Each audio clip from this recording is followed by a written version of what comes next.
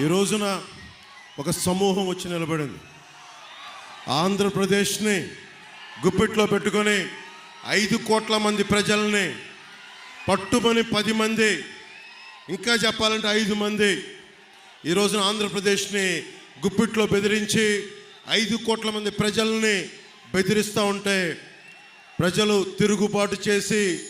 మాకు ఓటు చెల్లకుండా అన్ని పార్టీలు కలిసి రావాలి అంటే ఈ రోజున ఢిల్లీలో ఉన్న భారతీయ జనతా పార్టీ ప్రధానమంత్రి గారి నాయకత్వంలో ఉన్న మన భారతీయ జనతా పార్టీ నుంచి 4 దశాబ్దాల సుదీర్ఘ అనుభవం, ముఖ్యమంత్రిగా పోటీ చేసే మనకి రాష్ట్రాన్ని నడిపిన, ఉమ్మడి రాష్ట్రాన్ని నడిపిన అనుభవం, ఎన్ని ఆటుపోట్లున్నా తట్టుకున్న సమర్థత, ధైర్యం, అన్నింటికీ వాటన్నిటితో పాటు జన సైనికులు, వీర మహిళలు 5 సంవత్సరాలుగా వైసీపీ తోటి పోరాటం చేస్తూ ఈ రోజున రాష్ట్రానికి, ఈ రోజున ఈ పొత్తుకే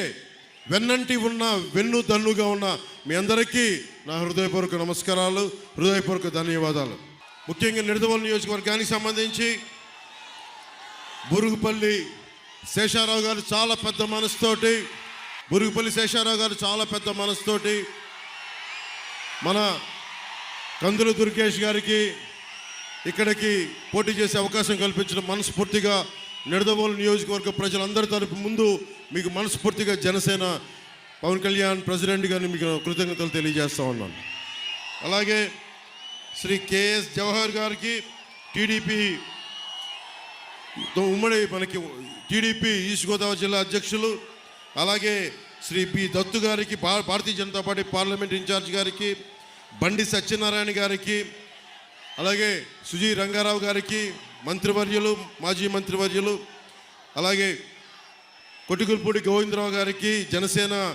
పశ్చిమ గోదావరి జిల్లా అధ్యక్షులు, బివిఎస్ఎన్ ప్రసాద్ గారికి, కందుల దుర్గేష్ గారికి మనస్ఫూర్తిగా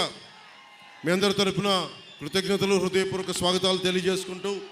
ఒకటే మాట ఇందాక తణుకులో చెప్పాం, మేము మీకు ఇన్ని కోట్ల మంది ప్రజలకి, నలిగిపోతున్న యువతకి ఉపాధి అవకాశాలు, ఉద్యోగాలు, పరిశ్రమలు, అభివృద్ధి దిశగా రాష్ట్రం క్షేమంగా ఉండాలి అని ఆలోచించి చాలా పెద్ద మనసుతోటి అందరం ఒకరినొకరు తగ్గించుకొని, సైజ్ తగ్గించుకొని, చంద్రబాబు గారు కూడా తెలుగుదేశం పార్టీ సంస్థాగత నిర్మాణం ఉండి కూడా రాష్ట్ర ప్రజల క్షేమం కోసం